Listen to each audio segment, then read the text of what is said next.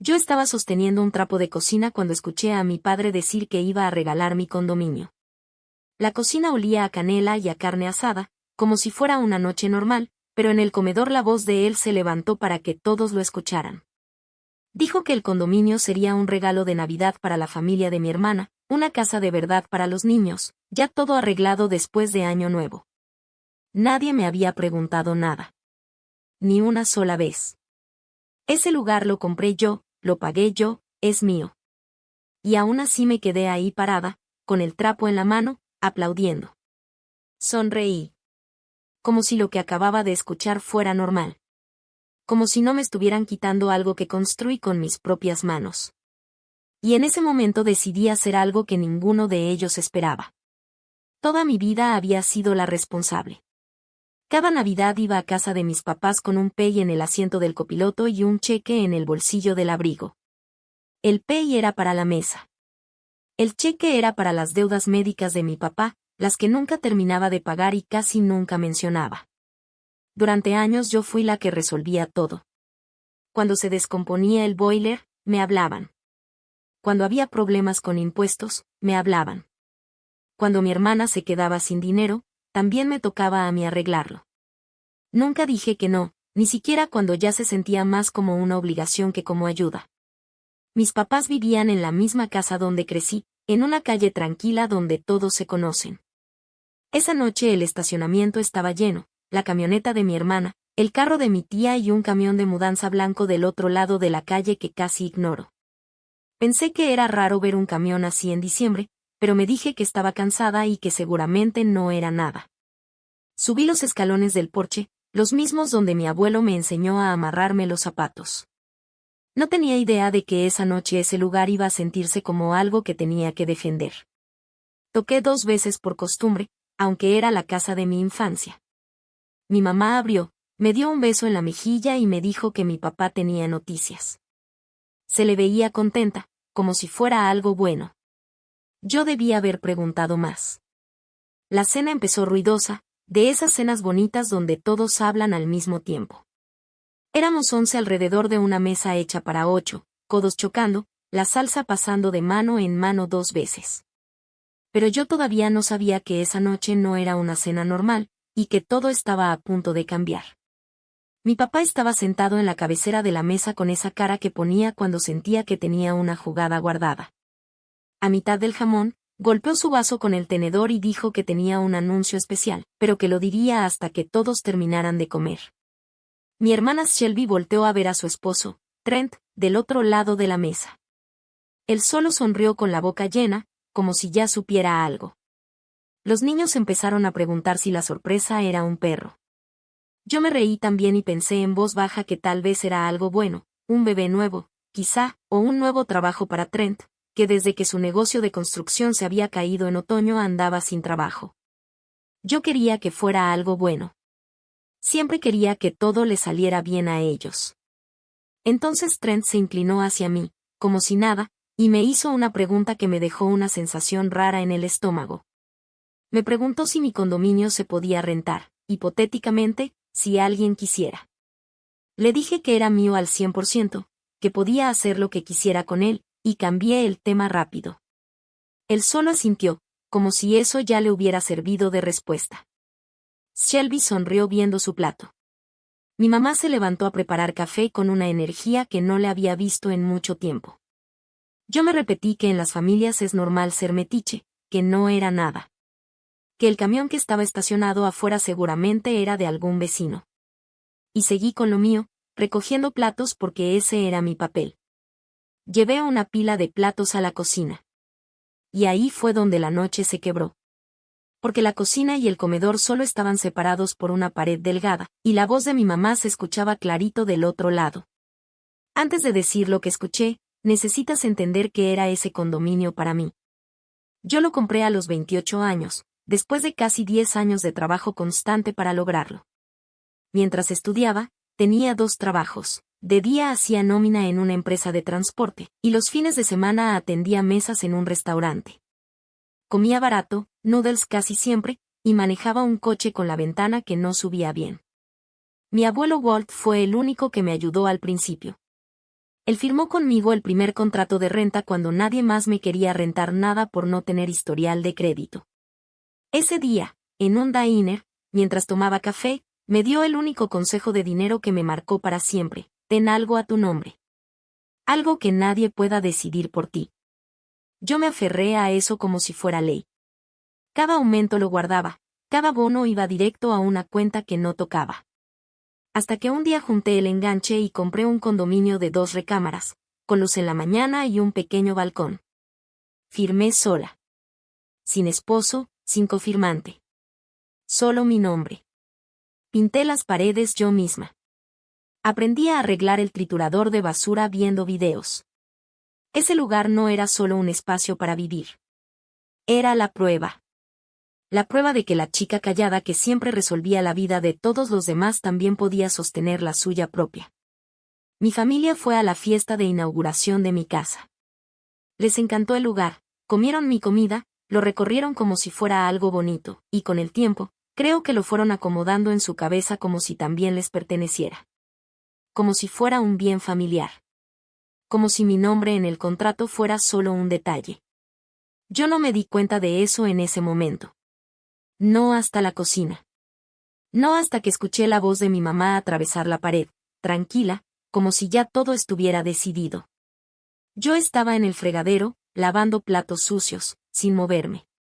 Del otro lado, mi mamá hablaba con Shelby con ese tono suave que usa cuando ya tomó una decisión. Decía que los niños podrían tener cada uno su cuarto. Decía que Trent podía poner un pequeño taller en el segundo baño si quería.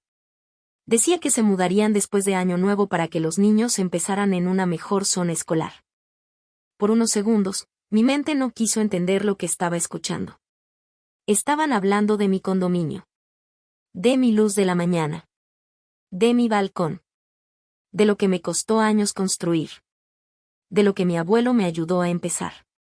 Y entonces mi mamá dijo algo que nunca se me va a olvidar. Dijo, con un tono tranquilo, como si fuera lo más lógico del mundo, que yo no necesitaba tanto espacio. Es que es solo ella, dijo. No necesita tanto espacio. Es solo ella. Como si mi casa fuera un exceso. Como si alguien hubiera puesto más de lo que me correspondía y ahora hubiera que repartirlo bien. Como si fuera normal quitarme una parte para dársela a otros. Yo puse los platos en la mesa con cuidado, sin hacer ruido. Y lo raro es que no sentí enojo. No en ese momento.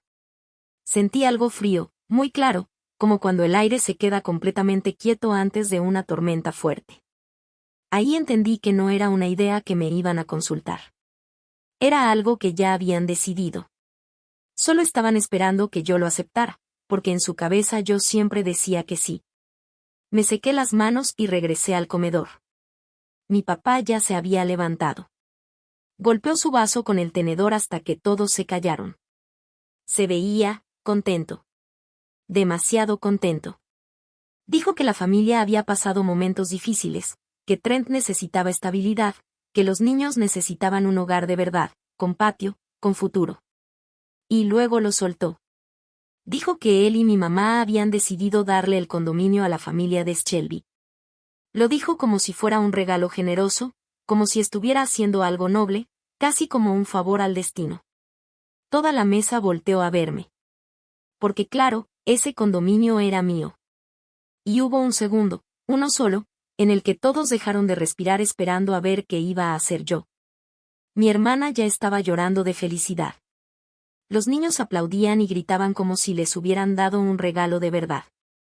Trent tenía el brazo alrededor de Shelby, pero sus ojos estaban puestos en mí. Y en su cara no había gratitud. Había reto. Como si me estuviera midiendo. Mi papá levantó su vaso otra vez hacia mí y dijo las palabras que se quedaron clavadas como la segunda herida de la noche. Ya está decidido. Así, sin más. Ya está decidido. Como si mi firma fuera solo un trámite. Como si lo que yo había comprado fuera una idea bonita, no una propiedad real. Y aquí viene lo que todavía me persigue. Yo sonreí. Levanté mi vaso también. Aplaudí, suave, como los demás. Y dije: ¡qué Navidad! Mi mamá sonrió como si todo estuviera perfecto. Mi papá se recargó en su silla, satisfecho, como si otra vez hubiera leído la situación correctamente. Shelby me miró y solo movió los labios diciendo gracias. Y yo la dejé. Porque en ese momento entendí algo con total claridad. Si yo discutía, iba a ser la villana. La egoísta. La mujer soltera que prefiere metros cuadrados antes que su familia. Ellos habían armado la historia de tal forma que cualquier reacción honesta mía les daba la razón. Así que no reaccioné. Aplaudí. Y empecé, muy en silencio, a hacer cuentas. Manejé de regreso con las manos en el volante, pero la mente ya estaba varios pasos adelante. Y lo extraño es que no sentía ganas de llorar. Las esperaba, pero no llegaron. En lugar de eso, llegó otra cosa, números. Yo soy contadora. Cuando el mundo deja de tener sentido, yo lo convierto en una lista. Así que la hice en mi cabeza. De un lado, todo lo que yo había hecho por ellos, los cheques, los impuestos, el boiler, los rescates de último momento, los problemas que nadie más quería resolver. Del otro lado, lo que ellos acababan de hacer, pararse en una sala caliente y regalar la única cosa que yo había construido sola. Sin pedirme permiso. Sin preguntar. Porque preguntar habría significado admitir que era mío. Y entonces lo entendí. Ellos realmente creían que el condominio era de la familia. No como una idea bonita, sino como un hecho. En su versión del mundo, yo no era dueña de nada. Yo era como una cuenta abierta, y las cosas iban a donde más hicieran ruido. Y lo peor, lo que me dejó fría por dentro, es que yo misma les había enseñado a pensar así. Cada sí que di. Cada vez que resolví algo en silencio. Cada vez que me hice cargo de lo que no era mío. Sin querer, entrené a mi propia familia para tratar mi vida como algo compartido. No me arrepentía de haber ayudado. Me arrepentía de nunca haber puesto una línea clara, hasta que ellos olvidaron que existía. No iba a discutir en una mesa. Discutir era su terreno, y ellos ya lo habían preparado. Pero yo tenía el mío. El de los papeles, las fechas, y los números que no mienten. Cuando llegué a mi lugar de estacionamiento, debajo de mi propio balcón, me acordé de un correo electrónico que no había visto en meses. Me desperté la mañana después de Navidad con un mensaje de Shelby y una foto que me hizo que el café me supiera amargo de golpe. El mensaje decía, gracias, hermana. No tienes idea de lo que esto significa. La foto era de mis sobrinos parados afuera de mi edificio, en la banqueta, señalando hacia las ventanas de mi condominio, sonriendo como si ya vivieran ahí. Trent los había llevado en la mañana de Navidad para que eligieran qué cuartos iban a ser suyos. Estaban escogiendo cortinas en habitaciones de una casa que yo nunca había aceptado entregar. Otro mensaje llegó mientras yo seguía viendo la primera foto. Shelby preguntaba si podía dejar el lugar vacío para el día 15, porque las clases de los niños empezaban el 20 y necesitaban tiempo para instalarse. Dijo vacío como si yo fuera una bodega que estaban desocupando. Puse el celular sobre la barra, con la pantalla hacia arriba, me serví café y me lo tomé lento mientras se enfriaba. Y quiero que se entienda algo, no me quedé paralizada. Yo estaba decidiendo. Una parte de mí quería llamarle y decirle todo, gritarle que estaban planeando la distribución de una casa que no era suya, que mis papás habían prometido mis paredes como si fueran de ellos. Pero ya había aprendido algo en esa mesa. En el momento en que yo alzaba la voz, perdía.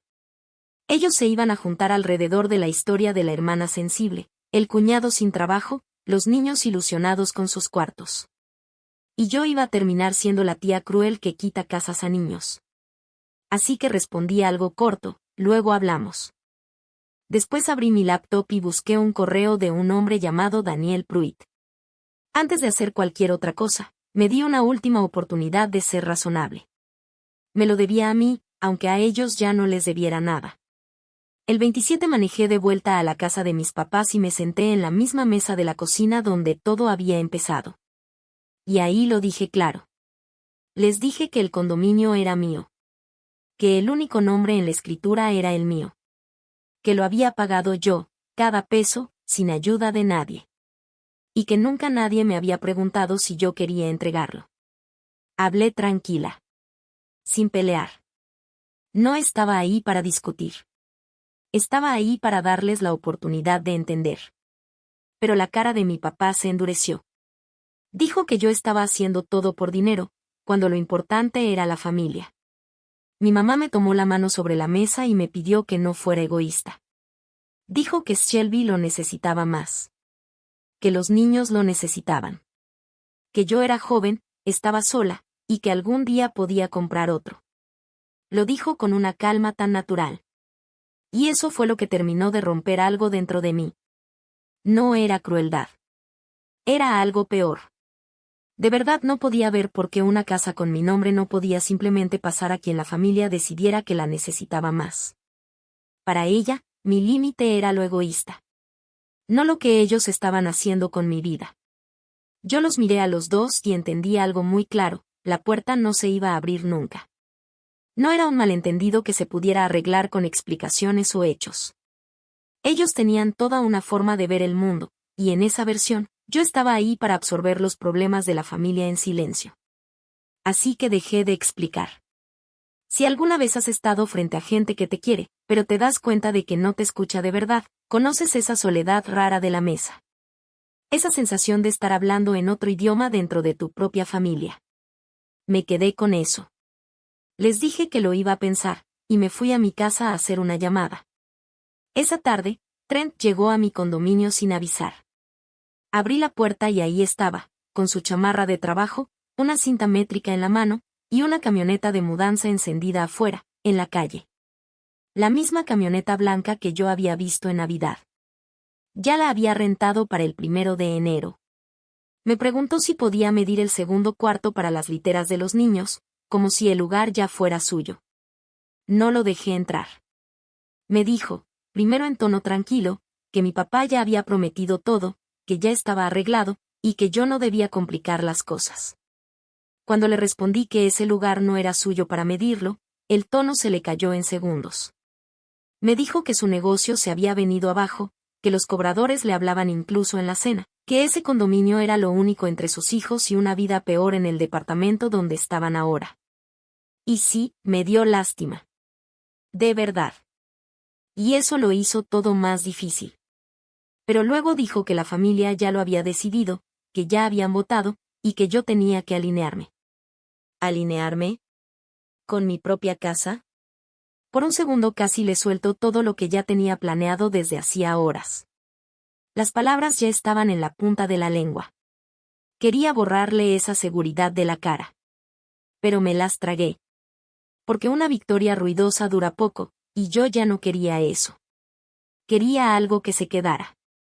Le dije que se llevara su cinta métrica. Y cerré la puerta. Del otro lado lo escuché decir que me iba a arrepentir. Me recargué en mi propia puerta, en mi propia casa, y casi me dio risa lo equivocado que estaba. Lo único que yo me estaba arrepintiendo era de no haber hecho esto antes.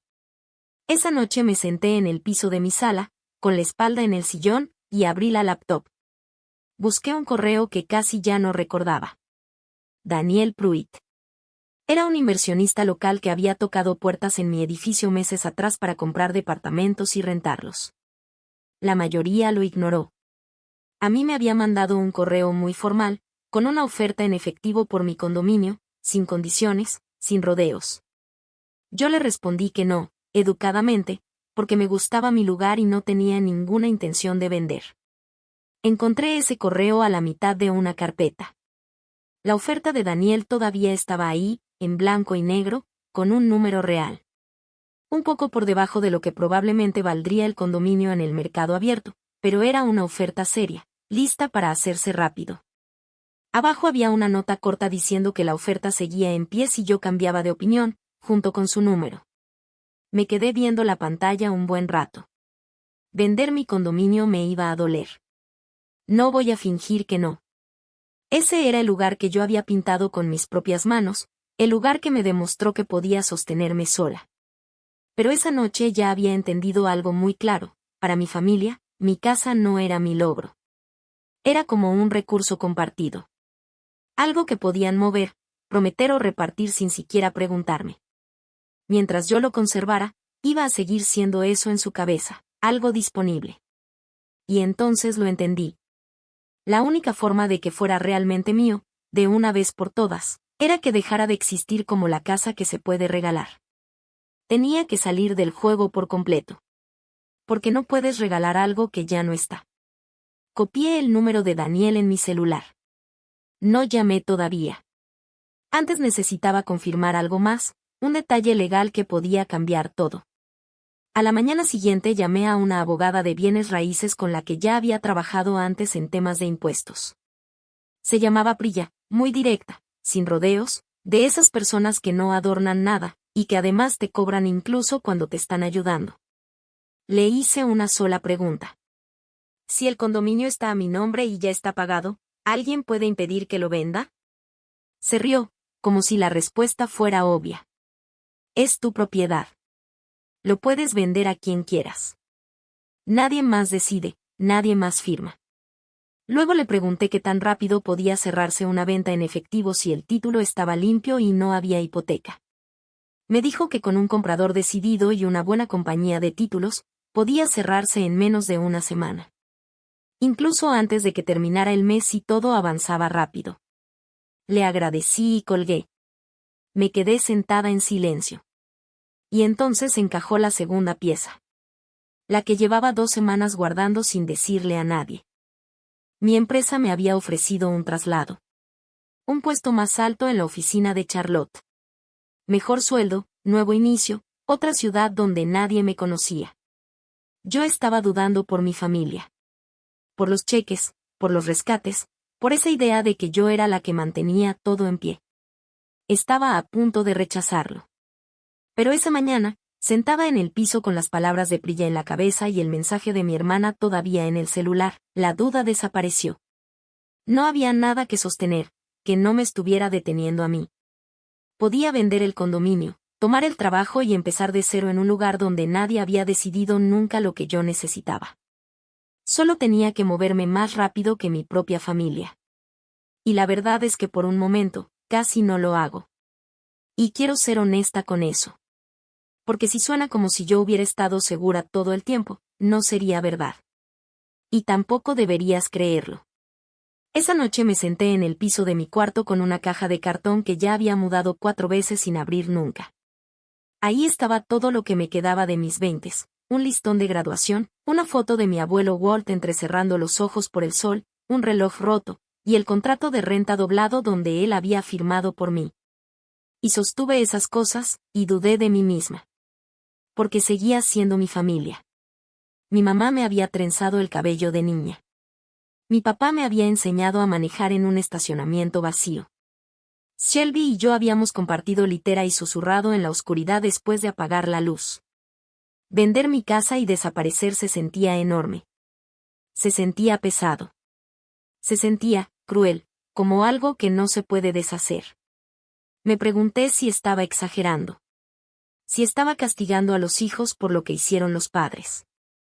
Si una buena hija simplemente cedía un poco para mantener la paz. Me quedé ahí con todas esas ideas encima.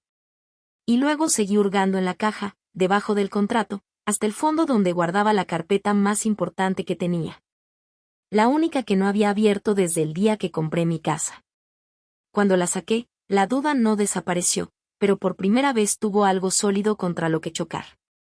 Porque en la portada estaba escrito a mano algo que yo reconocería en cualquier parte. La letra de mi abuelo. Él me había dado esa carpeta la semana que cerré la compra del condominio, con una copia del título adentro. Pero ese día yo estaba tan saturada de emociones que ni siquiera leí lo que había escrito afuera. Lo leí esa noche. Encendí la lámpara, abrí la carpeta, y ahí estaba el documento original de mi escritura, el papel que había empezado todo. Lo había guardado el día del cierre y casi no lo había vuelto a ver. Como si algo deja de existir en tu mente en cuanto se vuelve tuyo. Me obligué a leer cada línea. Otorgante, adquiriente, descripción legal. Y ahí, en la línea importante, un solo nombre. Mira J. Gibson. Única propietaria. No mis papás. No la familia. Nos Shelby. Mi nombre. Solo el mío. En tinta negra. Registrado. Sellado. Oficial. Algo que nadie en esa mesa se había tomado el tiempo de leer. Pasé el dedo debajo de mi nombre como si estuviera aprendiendo a leer de nuevo. 6 años creyendo que esto podía ser compartido, cuando en realidad era completamente mío. Y entonces di vuelta a la carpeta.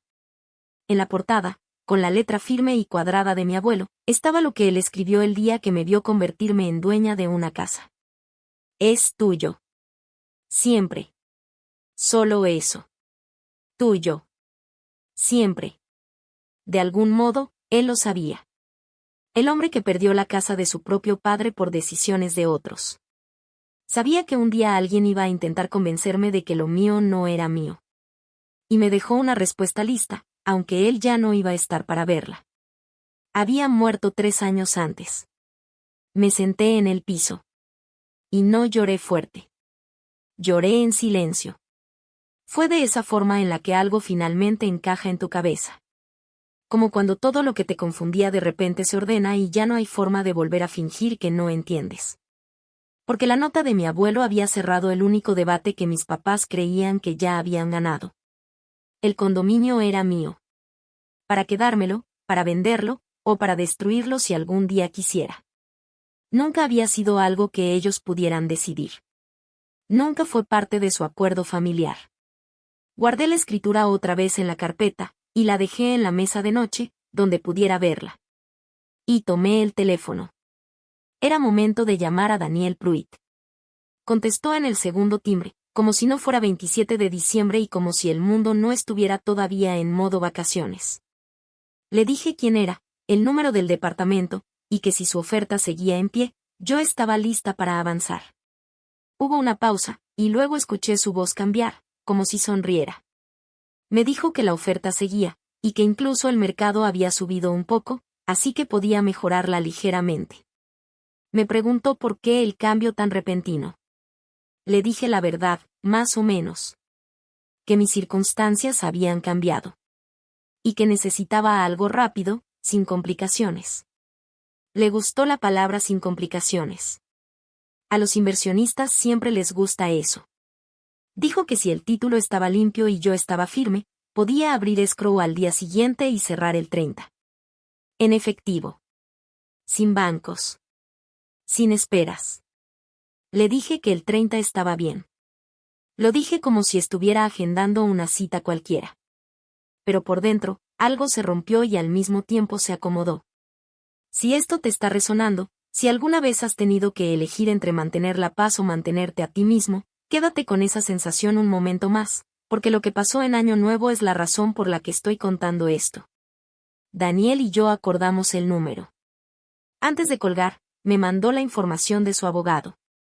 Yo se la reenvié a Priya en menos de 1 hora, y le pedí que revisara todo, firmas, documentos, cláusulas, cada detalle.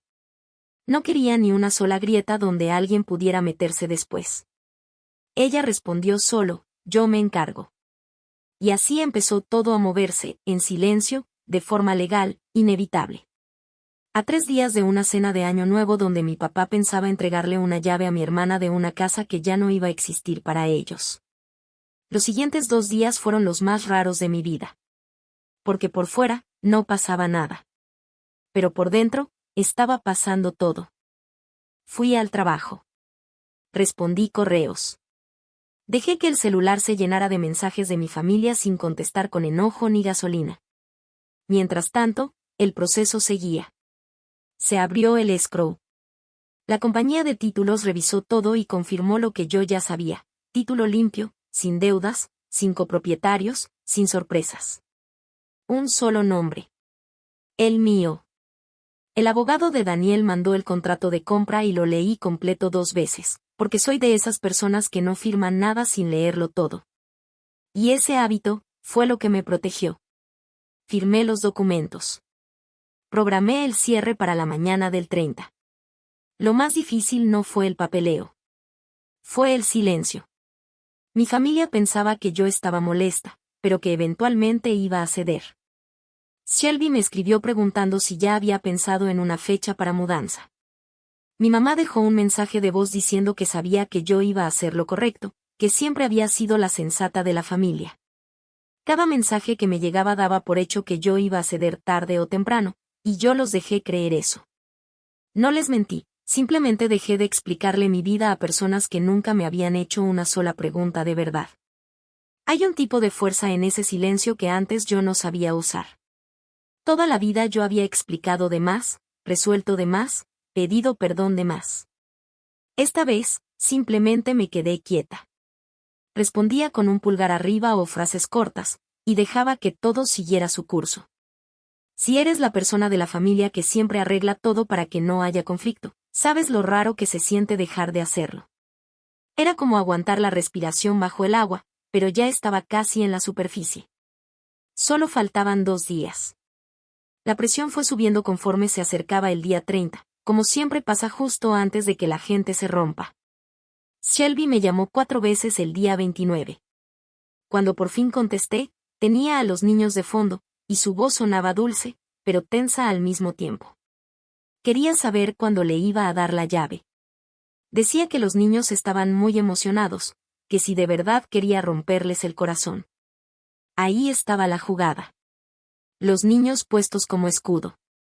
Le dije que lo íbamos a ver después de Año Nuevo, con la voz tranquila, como una puerta cerrándose sin ruido. Mi mamá me mandó una foto de unas cortinas que ya había comprado para los cuartos nuevos de los niños. Había gastado dinero que no tenía en ventanas que ni siquiera eran suyas. Me quedé viendo esa foto mucho tiempo, pero ya no con enojo. Más bien con una especie de tristeza. Porque sí los quería, pero ya habían caminado tan lejos sobre una idea que ellos mismos construyeron, que cualquier intento mío de detenerlos me iba a convertir en la villana. Ellos habían armado toda la historia. Cada suposición era un tablón que ellos mismos habían clavado. Yo solo iba a dejar de sostener la escalera. Mi papá no escribió. No llamó. Ni siquiera preguntó. Estaba tan seguro de que ya estaba todo arreglado, que no vio necesidad de confirmar nada. Y eso, más que cualquier otra cosa, me confirmó que yo estaba haciendo lo correcto. Un hombre que de verdad creyera que mi casa era mía, por lo menos preguntaría si estoy bien. Él no preguntó nada. Ya estaba pensando en el brindis. Y yo ya sabía que ese brindis iba a pasar, y también cómo iba a responderlo. La única llamada que sí quise contestar fue la de mi tía Lorraine la noche del 29. Ella es la hermana menor de mi mamá, la que siempre dice lo que nadie más se atreve en los funerales. Me llamó y me preguntó directo si estaba bien. Y esa pregunta me desarmó un poco, porque en días nadie en mi familia me había preguntado cómo me sentía, solo que iba a entregar. Me dijo que mi papá había estado llamando a todo el mundo, primos, vecinos, gente de la iglesia. Les había contado sobre el regalo generoso, el condominio para la familia de Shelby, el abuelo orgulloso arreglando todo. Mi tía me dijo que mi papá prácticamente había vendido boletos para la cena de Año Nuevo, como si fuera un evento, para que la gente viera cómo le iba a entregar la llave a mi hermana. Decía que había algo en todo eso que no le cuadraba, que le incomodaba. Me dijo que ella se acordaba perfectamente cuando yo compré ese lugar, y lo duro que trabajé para lograrlo. Le agradecí por decírmelo y en ese momento tomé una decisión. No le conté mi plan porque confiaba en su corazón, pero no en su capacidad de guardar un secreto dentro de una familia donde todo se convierte en chisme. Lo único que le pregunté fue si iba a ir a la cena. Me dijo que sí. Y eso fue suficiente. Porque yo necesitaba al menos una persona en esa mesa que supiera de dónde había salido realmente ese condominio. Alguien que pudiera decir después, cuando todos contaran su versión una y otra vez, yo estuve ahí, y no pasó como Ray lo cuenta. Y esa persona iba a ser ella, aunque todavía no lo sabía. El cierre fue el 30 a las 9 de la mañana, en una oficina pequeña que olía a café quemado y tóner de impresora. Duró 40 minutos. Esa es la parte que nadie te dice. Lo que te toma 10 años construir, puede cambiar de manos en menos de una hora, con una firma, un notario y una pila de papeles. Firmé donde me indicaban las banderitas. Daniel firmó enfrente de mí, tranquilo, satisfecho, como alguien que por fin consiguió algo que había estado esperando meses. El oficial de títulos metió todo en un folder y me dijo que el dinero iba a llegar a mi cuenta ese mismo día. Y ya. Se acabó. El condominio ya no era mío. Regresé al edificio por última vez. Entré con una llave que ya no me pertenecía del todo y me quedé parada en la sala vacía que yo misma había pintado. La luz de la mañana entraba por el balcón igual que siempre, como si nada hubiera cambiado, como si las paredes no tuvieran memoria de quién las construyó. Y por primera vez me permití sentir la pérdida, porque era real. Fingir que no dolía habría sido otra mentira más. Había entregado mi casa, pero no a mi familia, sino a un desconocido, por decisión propia, bajo mis condiciones. Y hay una diferencia enorme entre perder algo y soltarlo. La carpeta de mi abuelo ya estaba en el carro. Di un último paseo lento por cada cuarto, como si el lugar todavía me estuviera escuchando. Me detuve un momento en el balcón, respiré hondo y me despedí en silencio. Luego cerré la puerta por última vez y giré la llave. Daniel iba a cambiar las cerraduras en menos de una semana. Para cuando la camioneta de Trent llegara la mañana del 1 de enero, ya no habría mi nombre en el interfón ni mi llave funcionando en esa puerta. Sería la casa de alguien más. Pero antes de eso, había una cena. Y había un brindis anunciado para celebrar algo que no les pertenecía. Esa tarde, mientras el dinero de la venta ya estaba cayendo en mi cuenta, Trent me mandó otro mensaje, que la camioneta ya estaba rentada para las 9 de la mañana del 1 de enero, que nos veíamos ahí, y que llevara la llave.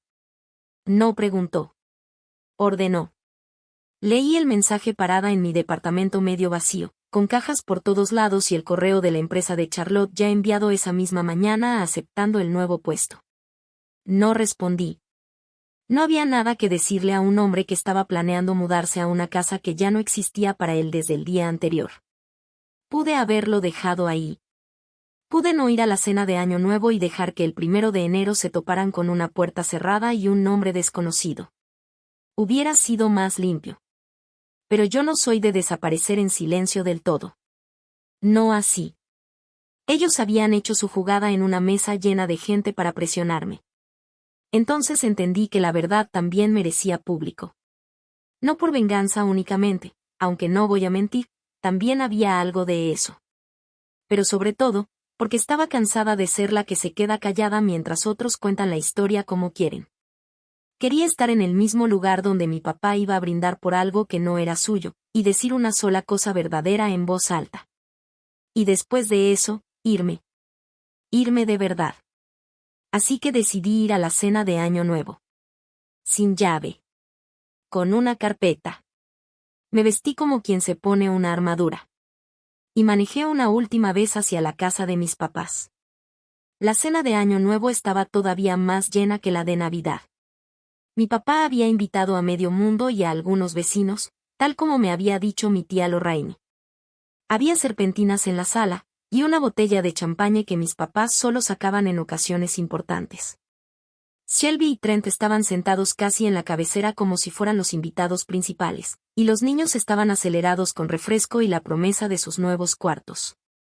Entré despacio, besé la mejilla de mi mamá y dejé un platillo tapado en la cocina como siempre. Llevaba la carpeta ligera dentro de mi bolsa. Casi no hablé en toda la cena. Vi a mi papá brillar, seguro de sí mismo. Vi a Trent recargado en su silla, como si ya tuviera las llaves en el bolsillo. Y en un momento, crucé mirada con mi tía Lorraine.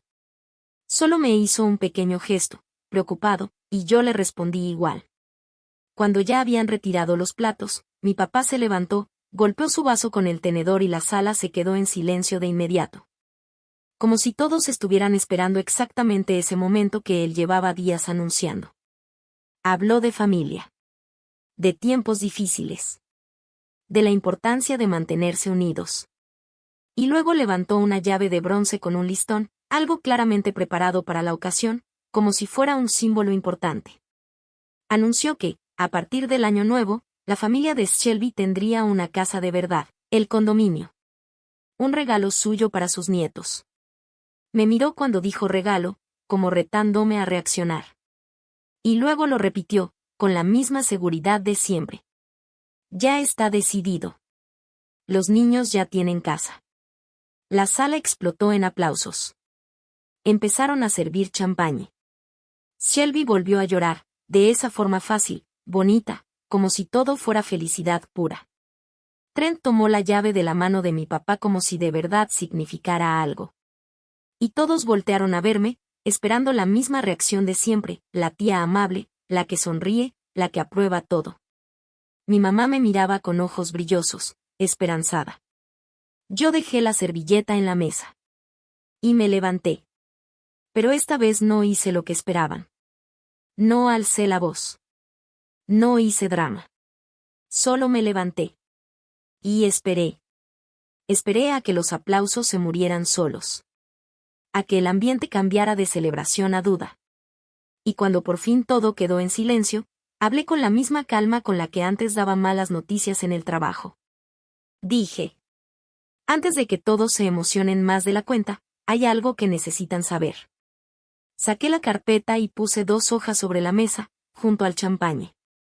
La primera era la copia de la escritura, con mi nombre resaltado. Solo el mío. La segunda era el cierre de la venta, con fecha del 30 de diciembre, firmada y sellada. Las empujé hacia mi papá. Y dije: no se puede regalar algo que nunca fue suyo. Mi voz no tembló. Continué. El condominio era mío. Está a mi nombre. Solo a mi nombre. Y ya no es mío, porque lo vendí hace 2 días. Al principio nadie entendió. Hubo un silencio raro, de esos donde todos se miran entre sí para confirmar si escucharon bien. Mi papá tomó el documento.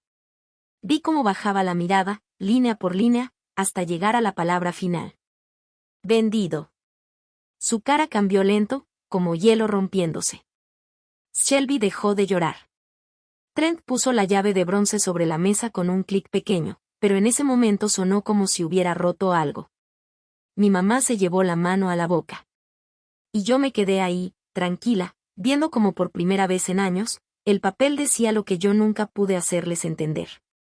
Pasé toda mi vida tratando de que me escucharan con palabras. Y al final, lo único que funcionó fue una fecha firmada, y dejar de pedir permiso. Trent fue el primero en explotar, como yo ya sabía que iba a pasar. Se levantó tan rápido que la silla se cayó hacia atrás. Golpeó la mesa con la palma abierta y las copas de champagne temblaron. Empezó a gritar que yo le había arruinado la vida, que había traicionado a sus hijos, que la camioneta ya estaba rentada, que los niños ya habían elegido sus cuartos, que quién me creía yo para hacer algo así. Salía saliva cuando hablaba. Estaba rojo, fuera de sí. Shelby se levantó detrás de él llorando de verdad ahora, no ese llanto bonito de antes, sino uno feo, desesperado, diciéndome que cómo podía ser tan cruel, tan fría, tan egoísta. La sala que hasta hace unos segundos estaba en celebración se convirtió en caos. Gritos, manos señalándome, voces encima de voces. Y yo seguía de pie en el mismo lugar, con las manos juntas, sin moverme. Eso los enojaba más, porque no había nada que empujar ni provocar. Mi papá finalmente explotó también, diciendo que yo no tenía derecho, que eso era un asunto de familia, que cómo me atrevía. Y en medio de todo ese ruido, yo esperé un segundo de silencio. Solo uno. Y lo dije. Bajito. Sin gritar. Para que tuvieran que callarse un poco para escuchar. Ustedes llevaban años diciendo que yo no necesitaba tanto espacio, que era solo yo. Dejé que eso se quedara en el aire. Y luego terminé. Bueno, ahora ninguno de nosotros lo tiene. El silencio cayó de golpe. Shelby abrió la boca, pero no le salió nada. Trent se quedó congelado, todavía rojo, sin aire. Mi papá se sentó de golpe, como si ya no le sostuvieran las piernas. Yo no había gritado. No había insultado a nadie. Solo les devolví sus propias palabras, con los números reales detrás. Y eso fue suficiente. Del otro lado de la mesa, mi tía Lorraine tenía las manos en el pecho y los ojos llenos de lágrimas, pero estaba asintiendo. Asintiendo como cuando alguien por fin dice lo que todos saben pero nadie se atreve a decir. y entonces fue mi mamá la que me rompió por dentro. No gritó. No discutió. Solo me miró, con la mano en la boca, los ojos húmedos, confundidos, y dijo bajito. Pero, yo pensé que estabas bien. Y ahí estaba todo. En una sola frase. Sin maldad. Sin intención de hacer daño. Solo una vida entera de suposiciones. Ella había decidido que yo estaba bien. Y lo decidió hace tanto tiempo, tan completamente, que dejó de ser algo que preguntara, y se convirtió en la base de todo lo demás. Mi estar bien había sostenido todo, los cheques, los rescates, y hasta el hecho de regalar mi casa sin preguntarme. Porque Mira está bien. Mira no necesita ayuda. Mira no necesita ese espacio. Mira va a entender. Y así construyeron toda mi vida. Sentí la garganta cerrarse, pero no me dejé romper ahí, porque si me ponía suave en ese momento, todo lo que había hecho se deshacía. La miré y le dije, despacio. El problema fue ese, mamá. Tú decidiste que yo estaba bien, y entonces mi vida entera se volvió algo que podían usar. Le dije que la amaba. Y lo dije en serio. Y justamente por eso dolió más. Le dije que ya no iba a ser el fondo de emergencias de la familia. Que el banco estaba cerrado. No lo dije con enojo. Lo dije con una calma fría, como quien lee un saldo y ya. Ella empezó a llorar. Y por un segundo, una parte de mí quiso cruzar la mesa y abrazarla, como lo había hecho toda mi vida, sosteniendo a todos para que nada se cayera. Pero no lo hice. Porque hay límites que solo funcionan si la otra persona siente el peso de que existen. Y yo la dejé sentirlo. No suavicé nada para hacer el momento más cómodo. Porque ellos habían vivido cómodos a costa mía por 34 años, podían aguantar una noche incómoda. Tomé mi escritura y el cierre de venta, los volví a guardar en la carpeta. Porque eran míos. Igual que todo lo que me había ganado. Y entonces dije lo último que vine a decir. Ya no solo para ellos, sino para toda la mesa.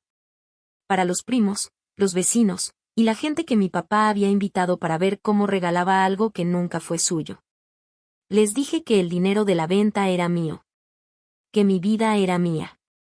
Que me iba a otra ciudad por trabajo. Y que en una semana ya no estaría ahí. Dije que siempre iba a ser su familia, pero nunca más su solución. Luego metí la mano a mi abrigo y saqué la llave extra de la casa de mi papá. La que yo había usado durante años para ayudarles, para entrar cuando fuera necesario, para ser la responsable de siempre. La puse sobre la mesa, junto a la llave de bronce de Trent, que ya no significaba nada. Y dije: creo que de aquí en adelante, ustedes se las arreglan. Le di las gracias a mi mamá por la cena. Porque la había hecho. Y la educación, aunque duela, no desaparece. Y me fui. Nadie me siguió al principio. Estaban demasiado en shock para reaccionar. Cuando llegué a la puerta, escuché la voz de mi tía Lorraine detrás de mí, clara, firme. Tiene razón, saben. Yo la vi comprar esa casa. Nadie la ayudó. Y esa fue la única voz que yo necesitaba como testigo. Salí al frío y el aire de la noche me pegó en la cara. Y por primera vez en mucho tiempo, sentí el pecho abierto, sin presión. Me subí al coche. No volteé atrás. Ya había visto todo lo que necesitaba ver. Me fui a Charlotte la mañana del 1 de enero, el coche lleno hasta arriba, con el amanecer reflejándose en los espejos. Y a las 2 horas, el teléfono empezó a encenderse. Y no paró. Cuando me detuve a cargar gasolina al mediodía, la pantalla del celular marcaba 79 llamadas perdidas.